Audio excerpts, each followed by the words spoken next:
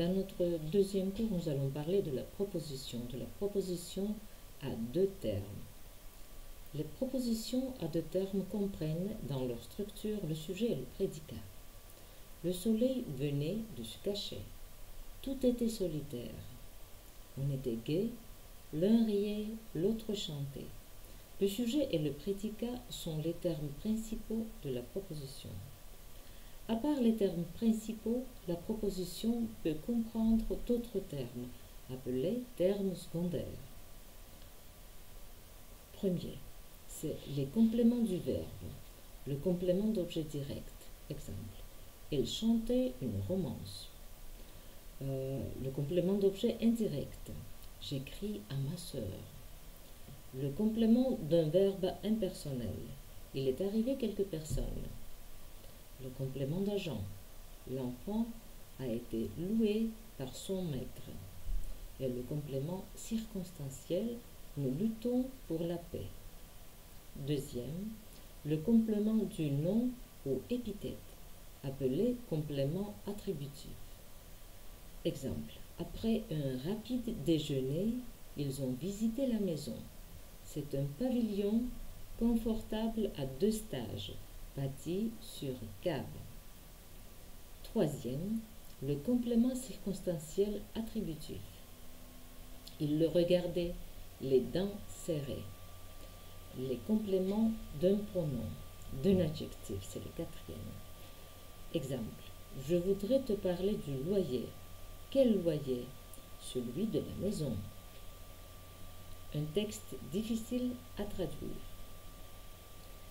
Maintenant, les liens syntaxiques entre les mots dans la proposition.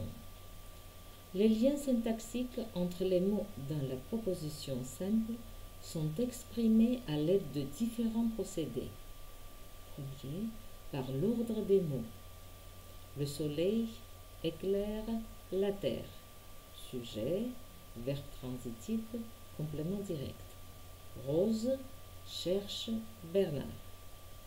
C'est par leur place dans la proposition qu'on distingue les sujets, le soleil, Rose, des compléments d'objet direct, la terre, Bernard. Deuxième, par les prépositions qui remplissent en français les mêmes fonctions que les cas et les prépositions en géorgien par exemple et en russe. Le livre de Pierre, Pieris Tegni. J'écris à Pierre, Mevzer Piers. Je suis contente de Pierre, Mekma Opilivar Pieris. Par les conjonctions de coordination qui réunissent les termes de la même valeur. Par exemple, Pierre et ses amis attendent avec impatience la rentrée.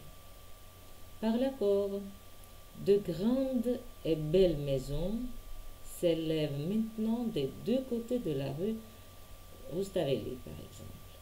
Par l'intonation, il a parlé naturellement.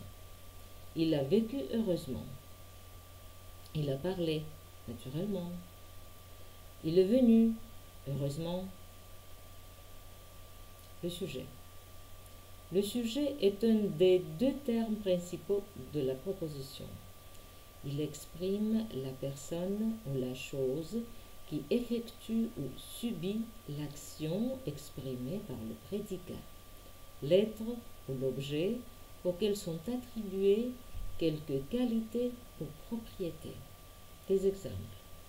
Pierre jette sa cigarette et écoute le bruit des pas qui décroît. Mon père est traité par un bon médecin. Depuis une semaine, Gérard est devenu l'agent de liaison de Bernard. C'est un solide gaillard de 18 ans. Le sujet est placé d'habitude devant le prédicat et répond aux questions. Qui est-ce qui? Qu'est-ce qui? Il est construit directement et peut toujours être remplacé par un des pronoms personnels sujets. Je, tu, il, elle, nous, vous, il, elle, et les pronoms ce et on. Le sujet peut être exprimé dans la proposition par un mot indépendant, un substantif par exemple. Les peuples ne veulent pas la guerre. Un pronom. Ceux qui ont visité Moscou en ont gardé le souvenir et sans doute plusieurs ont regretté de n'y pas vivre. Lui inclina la tête, heureux qu'elle eût compris. Un nom de nombre. 2 et 2 font 4, par exemple. Un infinitif. Plaisanter n'est pas répondre. N'importe quel mot employé comme substantif. Les pourquoi des enfants sont parfois embarrassants. Le sujet peut être exprimé par des pronoms conjoints, des mots-outils. A. Les pronoms personnels conjoints. Elle lève sur lui ses yeux couleur de jet. B. Le pronom indéfini conjoint on. On le filait. Le pronom démonstratif conjoint ce. Ce n'est pas tout. C'était son dernier soir avec ses enfants. Et troisième, le sujet peut être exprimé par une proposition subordonnée. Qui trop embrasse mal étreint. Qui cherche trouve. Maintenant le prédicat. Le prédicat est le second terme principal de la proposition. Il dépend du sujet et exprime une action effectuée ou subie par le sujet, ou bien l'état du sujet, les qualités et les propriétés attribuées au sujet, mais toujours localisées dans le temps, rapportées à la réalité. Le prédicat est exprimé le plus souvent par un verbe à la forme personnelle. Dans la proposition, le prédicat suit habituellement le sujet.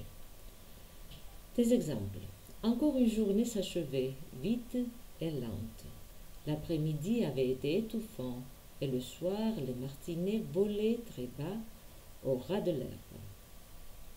On distingue deux types de prédicats, le prédicat verbal et le prédicat nominal. Le prédicat verbal. Le prédicat verbal exprime l'action réalisée par le sujet ou subie par lui. Le prédicat verbal peut être exprimé par, premier, par un verbe à la forme personnelle, c'est prédicat verbal simple. Exemple, dans la cour, on avait mis 3 tables qui attendaient les convives. Deuxième, un verbe à la forme personnelle employé comme auxiliaire est l'infinitif du verbe conjugué, c'est le prédicat verbal composé. On devait fiancer, ce jour-là, la fille mariée, Françoise, avec Dominique. L'enfant parut comprendre que l'ourque avait disparu à jamais.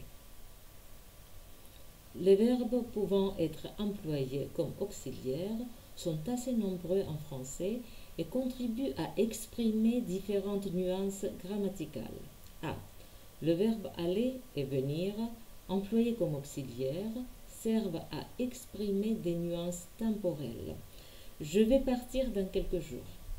J'allais partir lorsqu'on m'a apporté votre lettre. Il vient de descendre. Il venait de descendre quand ils sont venus le chercher. B. Les verbes pouvoir, devoir, falloir, vouloir, savoir, paraître, sembler, faillir, manquer, etc., employés avec un infinitif, expriment différentes nuances modales.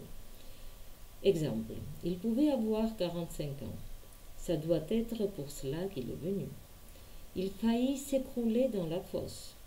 J'ai manqué de tomber. 2 gamins semblaient s'être mis à l'abri du vent dans l'encoignure. Les verbes laisser et faire expriment des nuances de voix. Je vous ai fait attendre. Elle le laisse parler. D. Les verbes commencer à, de, par, se mettre à, finir de, finir par, et les locutions être en train de, être à, précédant un infinitif, contribuent à marquer des nuances d'aspect. Exemple, l'enfant se mit à courir vers les champs. Il était en train de faire ses malles quand nous sommes venus le chercher. Il a fini par comprendre qu'il faisait fausse route. Et troisième, le prédicat verbal peut être exprimé par des groupes phraséologiques. Exemple, au centre, le dos au mur, avait pris place le chef cuisinier. Et ensuite, il est chaud, il eut soif.